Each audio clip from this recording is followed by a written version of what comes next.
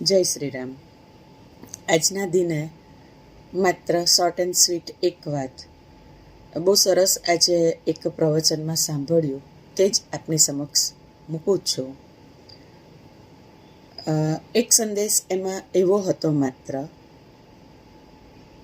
कृष्ण ने जो कहा वो कीजिए और राम ने जो किया वो कीजिए.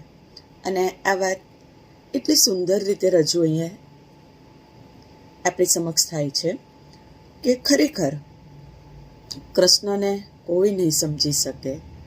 કૃષ્ણએ જે કંઈ પણ લીલાઓ કરી છે બધી એમની અપરંપાર છે, પણ કૃષ્ણ એક ગ્રેટ ફિલોસોફર, એટલે એમ કહેવાય કે કૃષ્ણએ જે કહ્યું છે તે આપણે કરવાનું છે.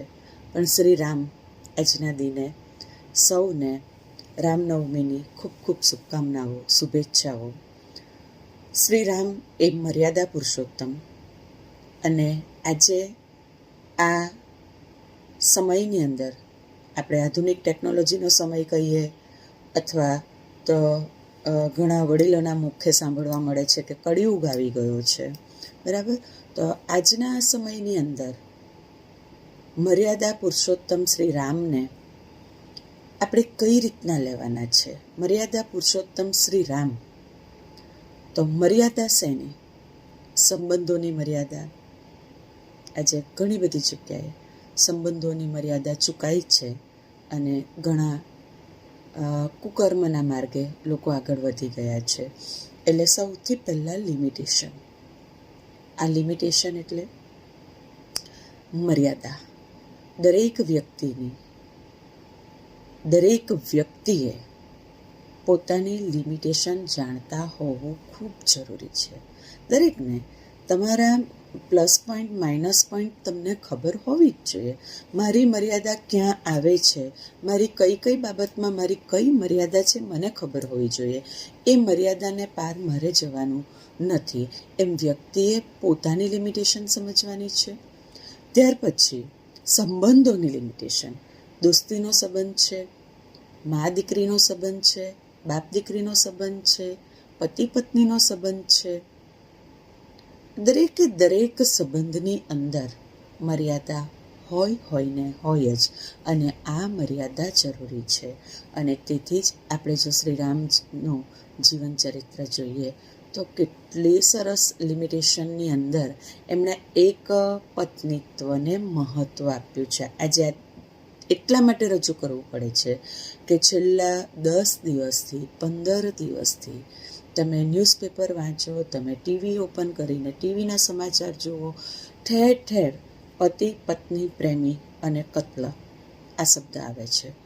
અને બહુ જ શરમ સાથે કહેવું પડે કે સંબંધોનું ખૂન, તમે જે તે વ્યક્તિનું ખૂન નથી કરતા, જે તે વ્યક્તિને તમે નથી મારતા, જે તે વ્યક્તિને તમે આત્મહત્યા માટે પ્રેરિત નથી કરતા, તમે એક સજીવ સંબંધોનું ખૂન કરી રહ્યા છે. એટલે આજની આ ખાસ નસીહત કે વ્યક્તિએ પોતાની મર્યાદા અને સંબંધોની મર્યાદા જાળવવી જ જોઈએ. દોસ્તી છે આજના સમયની અંદર ક્યાંક તમને ન્યૂ જનરેશન એવું કહેતા આપણે સાંભળીશું કે તમને ખબર નહીં પડે, આ અમારી ફ્રેન્ડશીપ છે.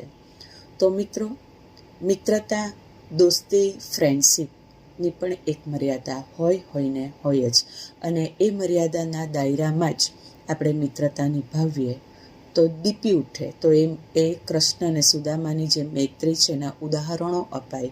પણ મર્યાદાની બહાર જઈને મિત્રતાનું પાલન કરીએ તો એ મિત્રતા અભડાય છે ને અભડાય જ છે. એ રીતના પતિ પત્ની એક સામાજિક સિમ્બોલ છે, એક ધાર્મિક રીતે પણ એનું એક અલગ જ મહત્ત્વ છે, બરાબર. તો પતિ પત્નીના સંબંધોની પણ મર્યાદા હોવી જરૂરી છે. નહીં તો આપણે જે સમાચારોમાં જોઈએ છીએ એવું દિન પ્રતિદિન ચારે બાજુ સાક્ષાત જોવા મળશે.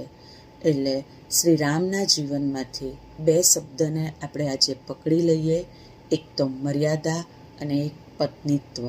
એ નીતિ નિયમોનું આચરણ આપણા રોજિંદા જીવનમાં ઉતારવું ખૂબ જ જરૂરી છે. બોલો જય સિયારામ.